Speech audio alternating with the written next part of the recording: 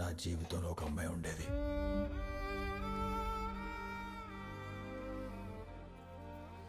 లెక్క తప్పింది. ఒక్క అమ్మాయి ఏంటి? చిలకలూరిపేటలో నువ్వు సరసవాడని సానిది లేదని విన్నాను. కనిపిస్తే కాల్చేయమని ఆర్డర్స్ ఉన్నాయి నా మీద. ఏ క్షణంలో ఎలా పోతానో నాకు కూడా తెలీదు.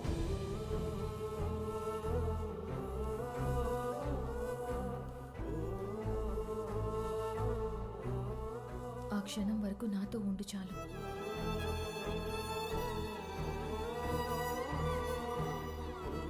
అది ఒక్క క్షణమైనా చాలు. అది ఈ క్షణమైనా చాలు.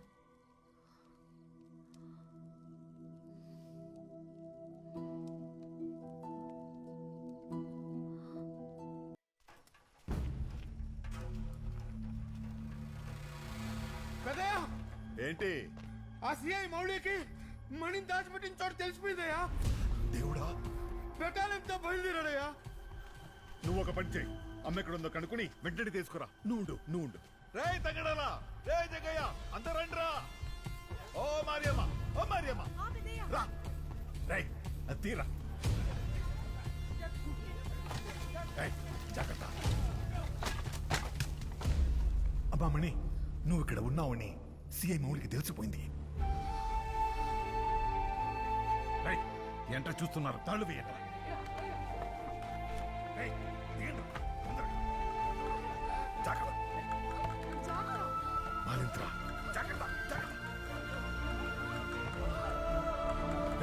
పోలీసులు వచ్చేస్తారు, తొందరగా తీసుకెళ్ళండి, నొప్పులొస్తున్నాయి. ఏం కాదమ్మా, దాటేద్దాం.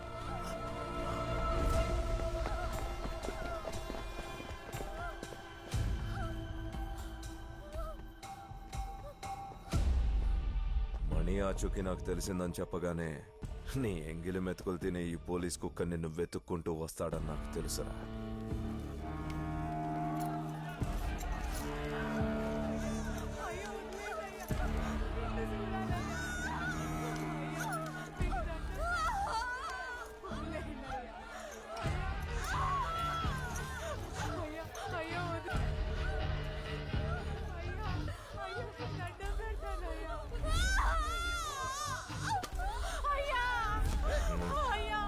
నొప్పులు భరించలేకపోతుంది. వదిలేయండి అయ్యా, వదిలేయండి అయ్యా.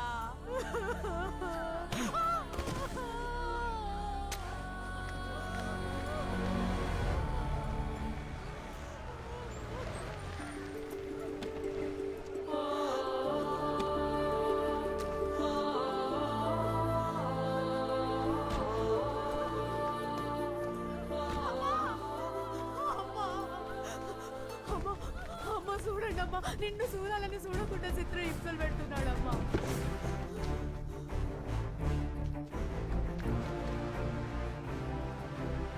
నీ కన్న తల్లి బ్రతుకుందో లేదో నాకు తెలియదు, కానీ ఈ క్షణం నిన్నెలా చూస్తే ఖచ్చితంగా ఆత్మహత్య చేసుకుని చచ్చిపోయేది.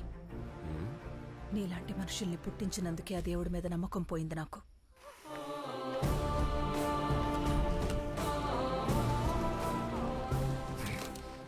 నొప్పులు దానికొస్తుంటే నువ్వరుస్తున్నావేంటే? పో ఇక్కడి నుంచి. మీ అందరికీ ఒక చిన్న చరిత్ర చెప్పాలి. స్వాతంత్ర్యానికి ముందు జలియన్ వాలాబాగ్ అనే ప్రాంతంలో 1000 మంది భారతీయుల మీద 50 మంది బ్రిటిష్ సైనికులు కాల్పులు జరిపారు. 100 మంది చనిపోయారు. అంత దారుణం ఎందుకు జరిగిందో తెలుసా? సైన్యాన్ని చూడగానే జనం వెనక్కి పరిగెత్తారు. అదే 1000 మంది భారతీయులు ఆ 50 మంది సైన్యం మీదకి దూసుకొచ్చుంటే చరిత్ర వేరుగా ఉండేది. ఏంటే నువ్వు జనాల్ని రెచ్చగొడుతున్నావా? ఒక్క తుపాకీతో 100 మందిని భయపెట్టొచ్చు. నిజంగా చంపాల్సి వస్తే దాంట్లో 6 గుళ్లే ఉంటాయని గుర్తు చేస్తున్నాను. 6 తుటాల్లో 1 నాది, రెండవది నాది, మూడవది నాది, నాలుగవది నాదే, మిగిలింది నాద్రాని అప్ప.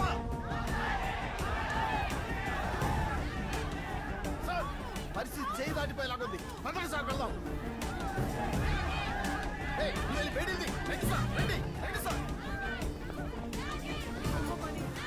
లోపలికి తీసుకెళ్ళండి. రండమ్మా, సాయం పట్టండి.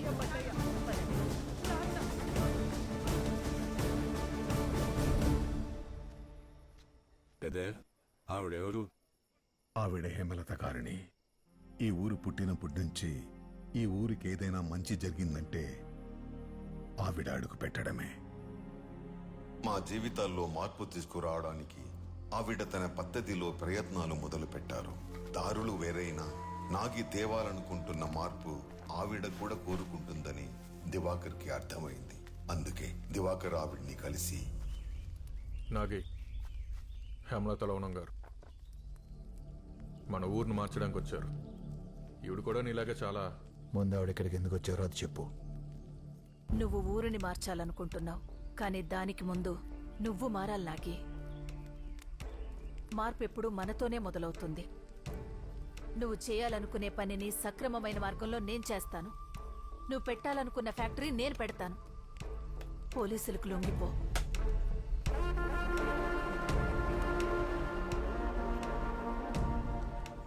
ఫ్యాక్టరీకి కావలసిన డబ్బు ఎలా వస్తుంది అనేగా మీ అనుమానం? కావలసిన డబ్బుని చందాల రూపంలో నేను సేకరిస్తాను. చందాల రూపంలో డబ్బు వస్తుందేమో, కానీ ఫ్యాక్టరీకి అనుమతి రాదు. ఎల్లమంద రానివ్వడు. అడుగడుగున అడ్డుపడుతూనే ఉంటాడు. ఎలా మంది అడ్డుపడితే అమ్మ పెద్ద పెద్ద వాళ్ళందరినీ కలిసి మన సమస్య చెప్తుంది. నువ్వెక్కడికి వెళ్తావురా? మనుషుల్లో కూడా చోట్లేదు ఎవరు మనల్ని. ఊర్లో కోడి కుక్క మేక అంతా మనము అంతే. సమస్య చెప్తే ఎవడ వెండవు. మనమే సమస్య అవ్వాలి. అంటే నేను నా పద్ధతిలో ఫ్యాక్టరీ సాధించలేనని నీ అనుమానం? అనుమానం కాదు, నిజం. నేను ఫ్యాక్టరీ తీసుకొస్తే లొంగిపోతావా?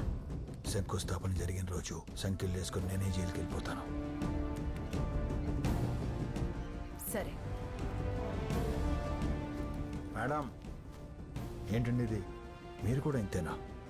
గెలిస్తే ఏం కావాలో అడిగారు, ఓడిపోతే ఏం ఇస్తారో చెప్పలేదు. ఏం కావాలి? అది గెలిచిన రోజు అడుగుతాను. తప్పు చేస్తున్నావు నాగి. జీవితంలో మొట్టమొదటిసారి నువ్వు ఓడిపోవాలని కోరుకుంటాను.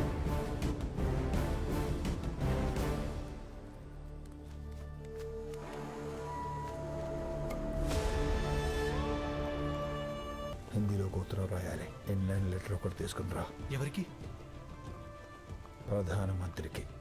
రోజు ఆమెకి కొన్ని వేల సమస్యలు ఉన్నాయని ఉత్తరాలు వస్తుంటాయన్నా, కానీ మన సమస్య ఎందుకు పట్టించుకుంటారు? మనకి సమస్య ఉందని చెప్తే ఎవడో పట్టించుకోవడం. అదే మనమే సమస్య అయితే వాళ్లే మనల్ని వెతుక్కుంటూ వస్తారు.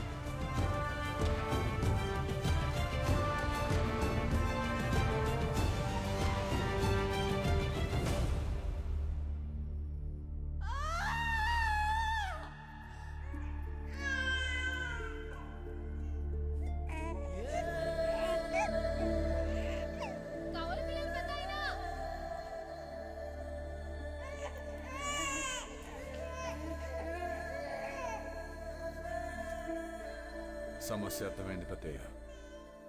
సమాధానంతో తిరిగి వస్తాను.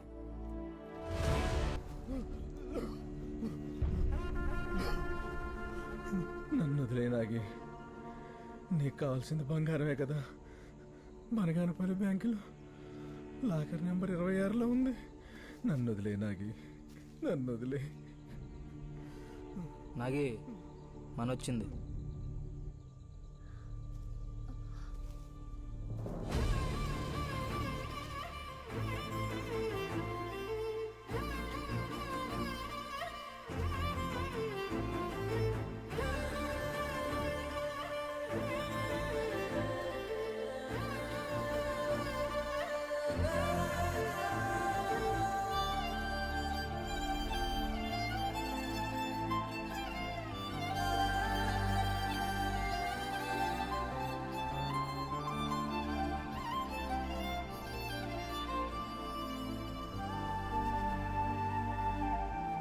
నీకిష్టమైన చేపల పులుసు తెచ్చా, తిను బావా. వెళ్దాం. ఎక్కడికి? ఫ్యాక్టరీ పర్మిషన్ వచ్చేసిందంట బావా. రేపే శంకుస్థాపన. అయితే ఫ్యాక్టరీ మొదలైతే లొంగిపోతానని మాటిచ్చావు కదా. అక్కడ అందరూ నీకోసం ఎదురు చూస్తున్నారు. వెళ్దాం పద బావా. కుదరదు. ఎందుకు కుదరదు? ఎందుకంటే నాకు చాలా పనులున్నాయి. నువ్వు వెళ్ళు. రే అరే దేబెట్రారా. ఎక్కడికి? మళ్ళీ దొంగతనానికా? లొంగిపోతే నీ ప్రాణానికి ఏ హాని ఉండదని అమ్మ మాటిచ్చింది బావా. నీకేమైనా జరిగితే వీళ్ళేమవ్వాలి, నేనేమవ్వాలి? ఇప్పుడైనా ఆలోచించావా? వీళ్ళకేం కాదు, ఎలా కాపాడుకోవాలో నాకు తెలుసు. ఎప్పుడు నీ పక్కనుండే మారి, వీరా, సూర్యనే కాపాడుకోలేకపోయావు. ఎక్కడ ఉండే మమ్మల్ని ఏం కాపాడతావు? పెళ్లికి ముందు నేనేం చెప్పినా నువ్వు వినలేదు, ఎందుకంటే నా మీద ప్రేమ. ఇప్పుడు నేనేం చెప్పినా నువ్వు వినే పరిస్థితిలో లేవు, ఎందుకంటే పిల్లల మీద ప్రేమ. జాగ్రత్త.